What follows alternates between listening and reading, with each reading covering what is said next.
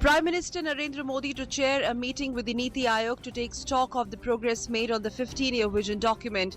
Prime Minister Modi would also share his views on the development strategy with the government think tank. Talking to reporters in New Delhi, Minister of State for Parliamentary Affairs Mukhtar Abbas Naqvi today expressed hope that GST bill will be brought and passed from Parliament next week. On Wednesday, Union Cabinet accepted the proposal to drop the additional levy of 1% by manufacturing states such as Gujarat, Maharashtra, Tamil Nadu as a compensation for possible revenue loss. Asserting that there is no need for evidence of Pakistan's complicity in the Kashmir issue, Union Minister Jitendra Singh today said that perpetrators are now themselves claiming their involvement in Jammu and Kashmir.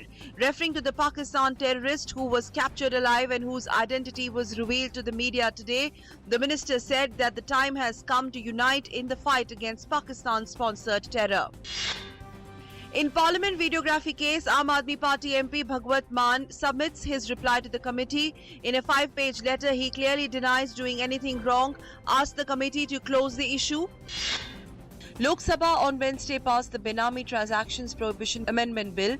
Bill empowers the government to confiscate Benami property by following due procedures. Lok Sabha passed the Lokpal and Lokayukt Amendment Bill. The Union Cabinet on Wednesday approved some changes in the GST Constitutional Amendment Bill, including dropping 1% manufacturing tax. Cabinet also approved a provision in the bill to provide guarantee to compensate states for any revenue loss. First 5 years of rollout of the proposed indirect tax regime. Government also gives its nod to the setting up of new aims at Bathinda in Punjab. The Bangladeshi delegation today called on Prime Minister Narendra Modi in New Delhi. Home Minister Rajnath Singh will hold delegation-level talks with his Bangladeshi counterpart in New Delhi today. Activities of the Middle East terror groups and counter-terror cooperation will be high on agenda. The talks are expected to further strengthen and enhance the cooperation between the two countries. Union Home Minister Rajnath Singh will travel to Pakistan for SAARC Interior and Home Ministers Conference on 3rd of August. This will be the first visit by a senior leader to Islamabad following the terror strike on the Pathankot air base. Key issues like fight against terrorism, illegal trafficking and narcotic drugs, and how to make coordinated and concerted efforts to combat such menace will figure in the forthcoming meeting. Food and Consumer Affairs Minister Ramvilas Paswan says the government has taken various steps to boost the availability of pulses. Government to create buffer stock of 20 lakh ton of pulses to meet shortfall. The flood situation in Assam turned critical with fresh areas being submerged by surging waters of Brahmaputra and its major tributaries across state. At least 12 people have died in floods so far. 16 lakh in 21 districts have been affected. In Bihar, more than 1.72 million people were affected by floods in 8 districts.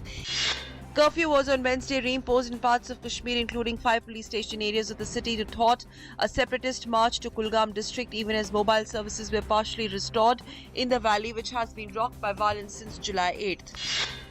Special Delhi Court awarded 3 years jail term to MD and CEO of Rathi Steel and Power Limited and 2 years jail to another official in a coal scam case. Court also slapped a fine of Rs 50 lakh on Rathi Steel Company. Turkish authorities have announced the dismissal of more than 2,400 military personnel and the closure of more than 130 media outlets. CNN Turk reported in a widening crackdown following this month's failed coup attempt. Meanwhile, UN Secretary General Ban Ki-moon has expressed deep concern about the ongoing wave of arrests in Turkey following the attempted coup. In Syria, a large truck bomb blasted claimed by Islamic State killed nearly 50 people, wounding scores more in the northeastern Syrian city of Qamishli near the Turkish border. Death toll expected to rise because of the number of people seriously injured. Islamic State claimed responsibility for what it said was a suicide truck bomb attack. President Barack Obama delivered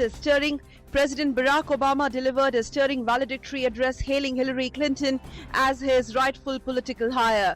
Though he acknowledged that Democrats were still divided after a bruising nomination fight and that Hillary Clinton had made mistakes, he made a fervent appeal for her, even saying that his former Secretary of State is a better qualified candidate than even husband, former President Bill Clinton.